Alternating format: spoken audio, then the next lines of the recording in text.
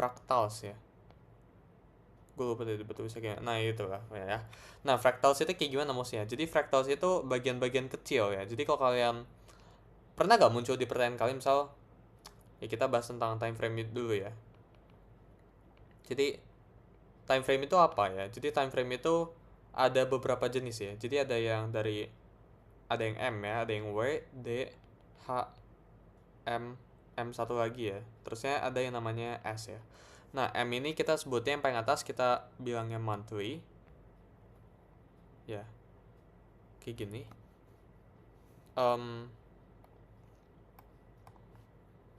Sebentar, gue harus copy. Nah, kayak gitu. Ya. Terusnya yang weekly ini kita sebutnya sebagai W itu kita sebutnya sebagai weekly, D ini sebagai daily, H ini sebagai hourly, ya, M ini sebagai minute, ya, terusnya S ini sebagai second. Nah, jadi kalau ada tulisan misal 6M gitu kan, 6 miliar. Jadi 6M itu 6 months, ya.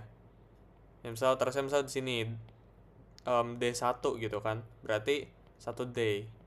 Gitu kan, misal di sini M15 gitu kan, berarti 15 menit. Gitu, sesimpel itu. Ya. Nah, maksudnya dari time frame itu apa ya? Jadi kalau misal kalian di trading view, ya ini anggap kalian di trading view di sini, ya terusnya ada chart gitu kan. Lagi tuh di sini D1, terusnya ada candle di sini. Set kayak gini. Ya. Berarti satu candle ini itu satu hari ya, alias satu day gitu.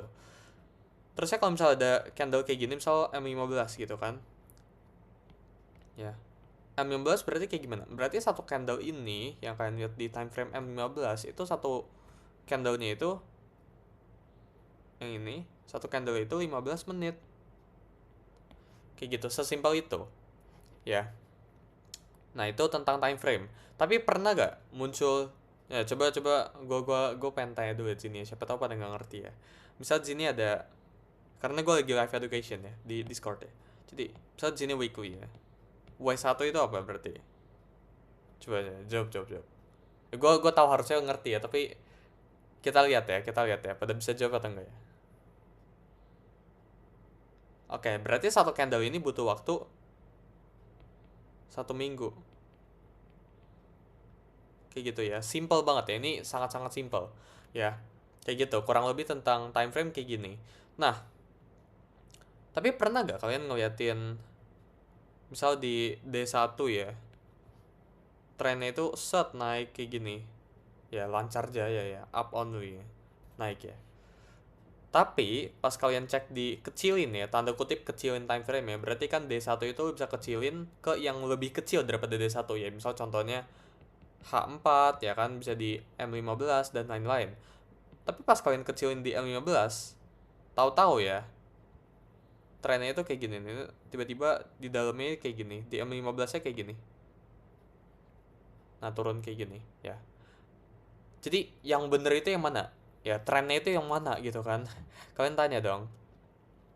Yang di M15 ya kan, lebih akurat atau yang di D1 gitu kan. Jawabannya itu nggak ada yang bener, nggak ada yang salah. Ya, jadi kalau misal kalian di, tergantung ya cara kalian tradingnya itu kayak gimana. Jadi nggak ada yang bener, nggak ada yang salah juga. Kalau ada yang bilang, oh trennya lagi bearish, iya di time frame apa gitu kan, Tapi oh trennya itu lagi bullish di time frame apa, ya kan. Jadi kalian tergantung ngelihatnya kayak gimana gitu. Sedangkan ya kalau kalian misal kalian tradingnya scalping ya kan, short term trading, ya scalping itu kita trading itu range waktunya itu cepet ya gitu. Nah, ya of course kita bilangnya di M15 benernya. Ya berarti kita lihat, oh di M15 bearish gitu. Jadi tergantung dari kalian tradingnya kayak gimana. Tapi kalau kalian tradingnya intraday swing ya kan, atau positioning trading, ya berarti bullish. Trennya itu lagi bullish, bukan lagi bearish gitu. Jadi tergantung kalian lagi pengen trade-nya itu kayak gimana, style tradingnya itu kayak gimana gitu. Bukan masalah lagi, oh ini yang benar yang mana gitu kan, D1 yang benar, M15 lah karena kan lebih akurat gitu-gitu, enggak ya. Jadi yang benar itu tergantung kalian tradingnya kayak gimana gitu kan. Tapi ada beberapa orang yang argue sebenarnya yang bener ini D1. Kenapa? Karena datanya itu lebih luas.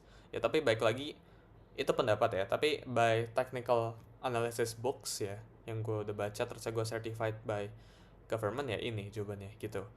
Nah, ini yang kita sebut sebagai fractals ya. Nah, gue pengen lanjut lebih dalam ya. Jadi kalau kalian cek ya, market itu sebenarnya geraknya itu cuma dua ya, dua arah. Jadi antara kayak gini atau kayak gini. Nah, simple ya. Cuma dua kayak gini. Ya. Dan fractals itu maksudnya kayak gimana? Jadi ini ya sama ini itu ada namanya. Ya, jadi yang ini itu kita sebutnya sebagai S, yang ini sebutnya sebagai P, gitu kan? P itu termasuk primary, ya kan? S ini kita sebutnya sebagai secondary, kayak gitu. Nah, kalau yang ini kayak gimana? Kita lihat major movementnya kayak gimana, bukan masalah naik atau turunnya ya, gitu. Jadi yang ini, ya jadi yang ini itu kita sebutnya sebagai P, yang ini kita sebutnya sebagai S, gitu. Jadi kalau next, misal kalian pengen trading gitu kan, harus tradingnya kayak gimana? Misal marketnya lagi bullish ya, bullish berarti apa gitu kan? Nih gue buatin roadmapnya. Misal bullish gitu kan, marketnya bullish, berarti buy, ya kan? Kita kan nggak mau counter trend kan? Counter trend itu maksudnya kita ngelawan trend. Jadi kalau misal harga lagi naik gini, nah kita nggak pengen ngelawan lah, kita pengen ikutin ya, kita pengen follow the smart money kita bilangnya. Berarti kita tunggu dia ngebuat movement secondary, bukan pas lagi di primary movement gitu. Misal ini kan up ya kan, terus ini kan down kayak gini, ini kan up lagi kan.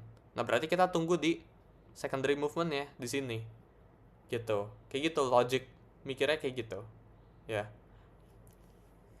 Nah sekarang cara kalian tahu secondary movement itu kayak gimana, kalian pakai support resistance atau pakai beberapa tools ya yang ada ya, kayak misal Fibonacci dan lain-lain kayak gitu, atau misal supply demand atau fair value gap atau lain-lain yang kalian bisa cek di mode lain kayak gitu.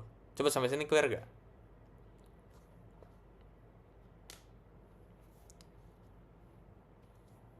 Nih gue ngomong sendiri ya, clear gak nih? Oke, nah sekarang contoh ya di chartnya ya, misal kayak gini ya. Ya gue pakai bar chart ya, ini tinggal diganti. Misal kayak gini, geraknya kan kayak gini, terus kan ke atas kan, ya kan?